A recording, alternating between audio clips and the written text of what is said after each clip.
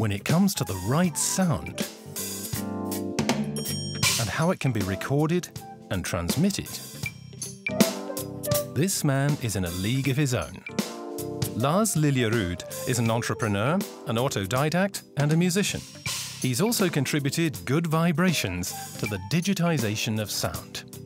I've invented SBR technology, or spectral band replication, which improves sound codes like MP3 and AAC and increases the effectiveness of the coding by about 50%. This is what the world has been waiting for. Since the 1990s, the digitization of sound has been a big issue because people need digital sound on mobile phones, digital radio, and the music services on the internet.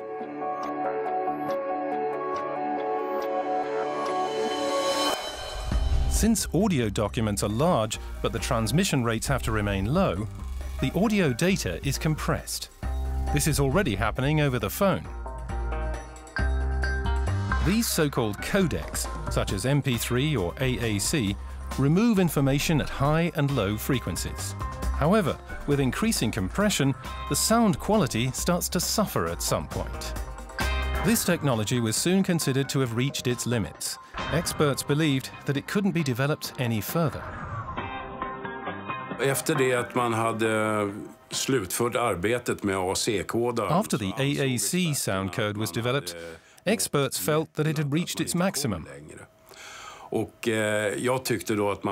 I thought they were rather locked in traditional thinking. Then I got the idea of reducing frequency redundancy in a new way.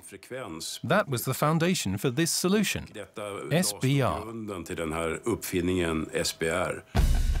The basic idea behind Lars Liljerud's concept of spectral band replication, or SBR, makes use of two phenomena, sound and human hearing. In most cases, we don't hear a pure tone, but rather a sound mixture, a sound composed of many partial tones. The deepest of these partial tones is the fundamental tone. On top of this are the so-called overtones. Their frequencies can be calculated from the frequency of the fundamental tone.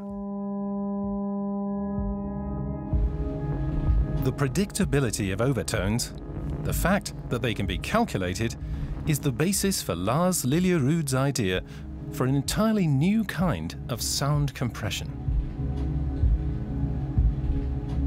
The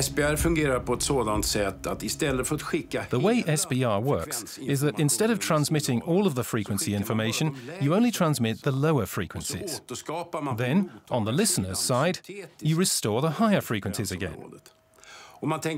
Each fundamental tone on, say, a trumpet or a violin, or a human voice, contains information about the entire vocal spectrum.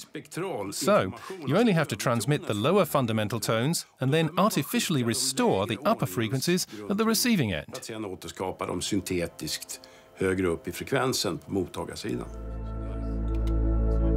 With the help of the telecommunications engineers Christopher Schörling and Per Ekstrand, Lars Liljerud succeeds in making his idea workable.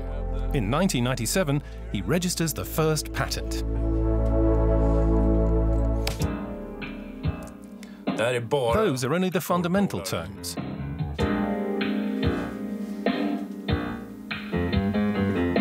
And here you can enjoy the SBR sounds. That's the $250 million trick.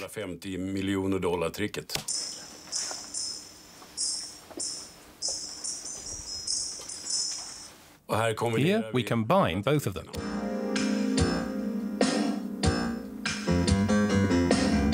The science behind sound encoding is characterized by being very traditional. I had a different angle on the problem. That led to me being regarded as someone who wanted to introduce a disruptive technology into traditional thinking.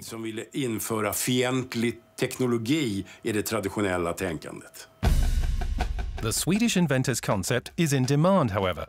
In 2007, the world-famous audio engineering company Dolby bought his company, which he had founded together with the Fraunhofer Institute in Erlangen, for the amazing price of $250 million.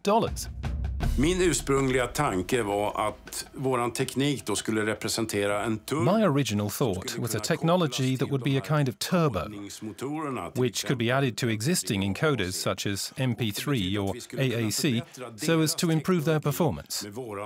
The business model was to sell these turbo units to soundcode manufacturers. The plan turned out differently.